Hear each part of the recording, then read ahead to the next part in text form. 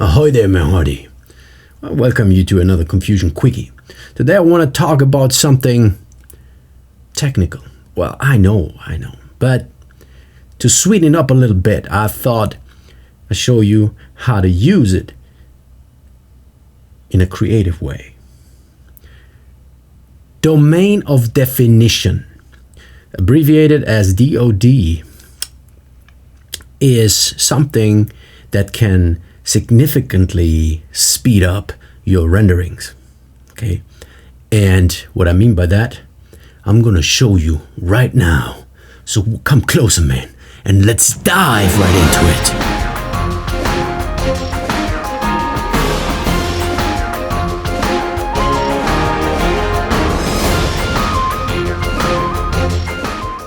So before we go into the swag, I want to show you why it's a bad idea to neglect the DoD, the domain of definition. To demonstrate it, I turn on the DoD here, and you can see this rectangle. This is our domain of definition, and you see it's perfectly matching with the visible area here, okay? But that's not always the case. We need to look out, because once in a while it will change. And it can inflate quite a bit, and it will take processing power. Okay, so basically a good way to explain the domain of definition is like when there's a pretty girl, a saucy wench, and so if you are not in her domain of definition, then you don't exist for her. Okay, so yeah, just a tip. Okay, so let me demonstrate to you situations where it might change. For example, here I have my smoke footage. I love that footage.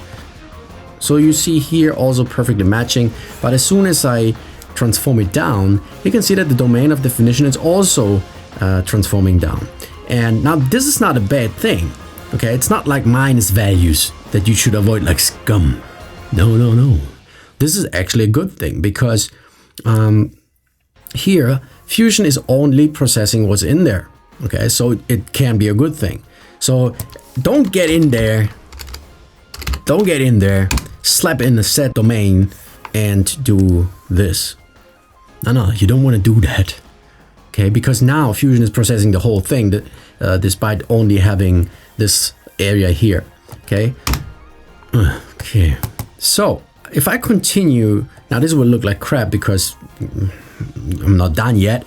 But you see now the domain of definition is fine.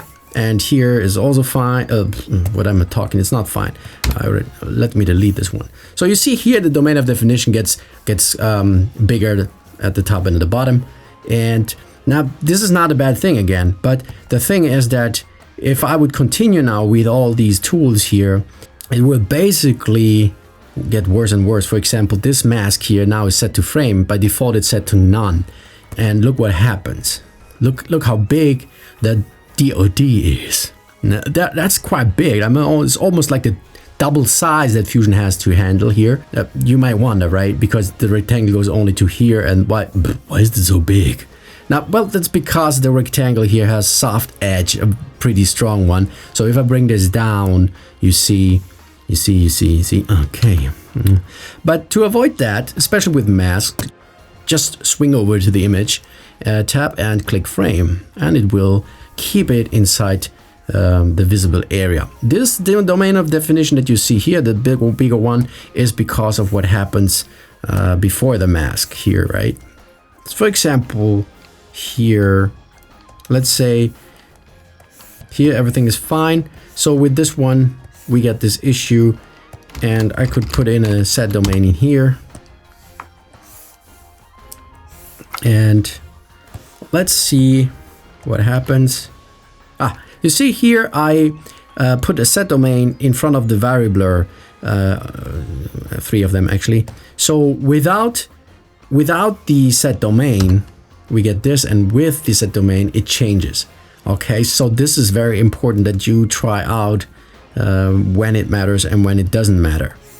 So I keep going on, and the domain keeps changing because I'm doing bad things to the image, like I'm blurring the pixels, screaming.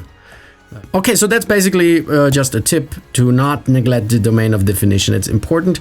So I would say, with that said, I would say let's dive into the swag. So I go back to the, what is this actually? A worm something.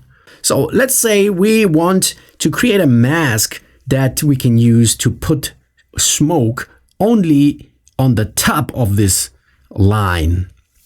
Okay, so how can we do that? Now we can of course obviously use a manual method, but hey, I mean this thing is animated, right? So if you're a bad pirate, you probably will do it, right? But I won't. I want to have a cooler way, and I thought, why not using the set domain to our advantage? Okay, and so I drop in a set domain, and what I do now is I take the left and the right, and I put it right so that it touches the tips. And the same with this one. Now this is extreme animation. It's almost vertical, this line, so it will be a little bit tough. But yeah, just touch the tips ever so slightly. Something like that. Something like that. Okay, and you're now thinking, hey, Vito, what are you doing? Well, okay, I'll show you. Let me show you, man. So if I put in a transform now, nothing happens. That's no problem.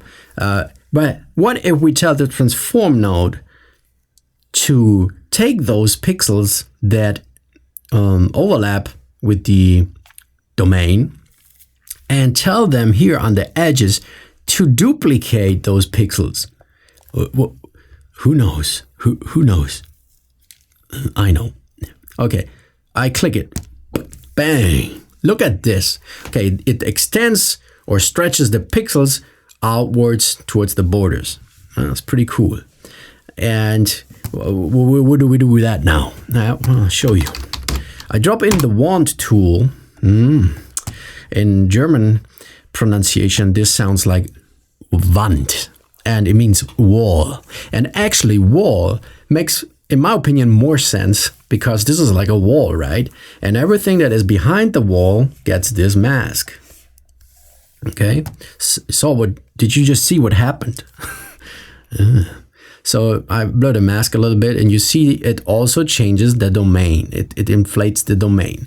So that's, you see, just keep an eye, and you see that also here in the corners it gets a little darker. Okay, same again, image tab, frame, bang. It restricts the effect to the visible area or to the actual domain. Yeah. So, and now we have our mask here, but I was a little bit foolish because actually I have to match this to the final frame. So I'm going to do just that. So I move here and just ever so slightly, we can also display the transform so we actually know what we are doing. So here I touched it. Now, what about the left one? It's a little thin.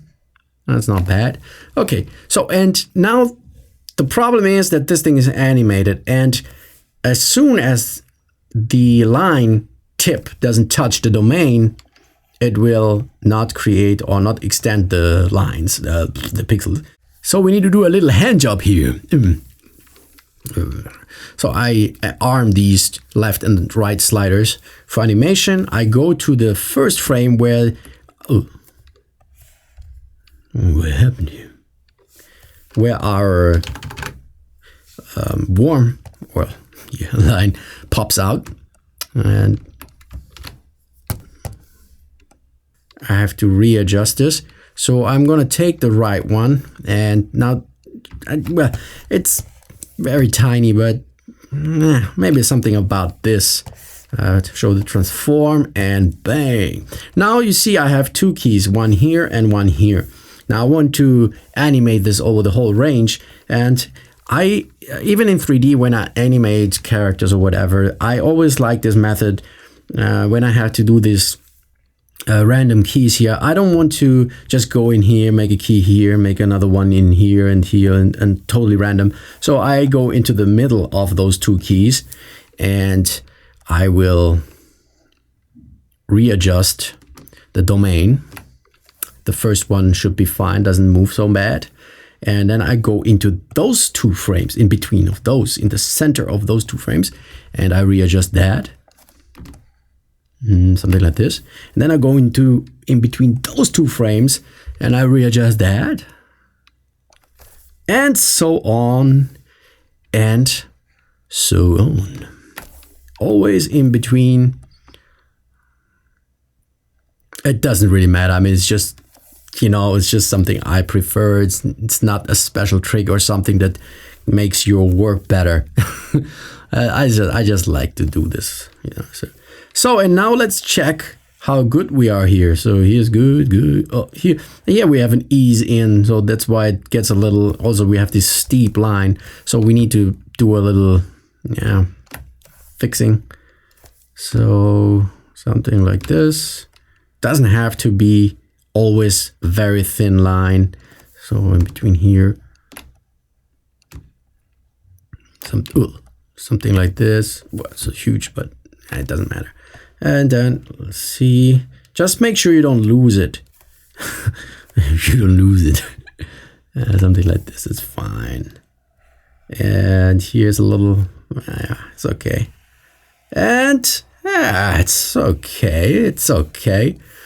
Now, when you have these thin lines here, you know, that you almost lose, what you can do is actually also put an erode dilate after it and make them a little bigger. But actually, I don't want to do it now because they're already big. So let me see if I can make them a little bigger here. Okay. So, and the Wand, was macht die Wand? German just popped out of my brain. Yay, looks good. Perfect. So, perhaps can smoothen this out a little bit more. Something like this. And let's hook this in already. So I take this mask, and this is the node where the merge where I put on my smoke. And let's just check that out. Lookup table on. Okay. So, and I make a router here just to show you without mask and with mask. Not too shabby. So of course now we have to restrict the fog or smoke horizontally. For that I go back to our wand tool and I'm gonna ask for a rectangle, and if the Fusion gods are kind, they will provide me a very nice one. Not too shabby. Maybe something like this here, you know, and also smoothen this out. And we're gonna multiply this on top, okay, so that everything outside here gets cut off. Will looks like this, okay. Okay. And we ask for another rectangle tool, and the bitmap mask. And now this rectangle is going to be the reveal box. Okay, this thing is gonna reveal the whole smoke. So I smoothen this out and make a router here and replace it with this one. And here as well, multiply. And this time I invert this box. Okay, now the smoke completely disappeared. And notice how the DoD changes. So I go to the last frame where the steam should be revealed completely. I move it over and I arm the center. And now I go to the first frame where the worm or whatever that is pops out. And I'm gonna move this back, something like this. And then some handles and completely away.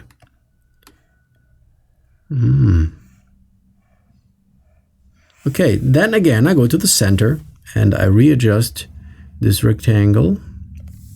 Then the center of these two, readjust it.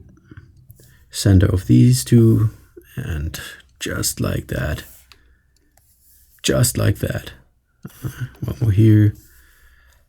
You know, despite being random, you don't have to think about where to place those keys. Just always get the center, you know. Man, you can do this even when you're drunk. Yeah, just aim for the center. And if you don't get the center, man, then you really had too much. Then you shouldn't even open Fusion. You should be sitting in front of the computer. Okay, and this should be probably, yeah, maybe here, maybe just a little bit more. What did I do? No, I want this. Okay, so this should be all right. Nice and clean. Okay, that is basically it. Okay.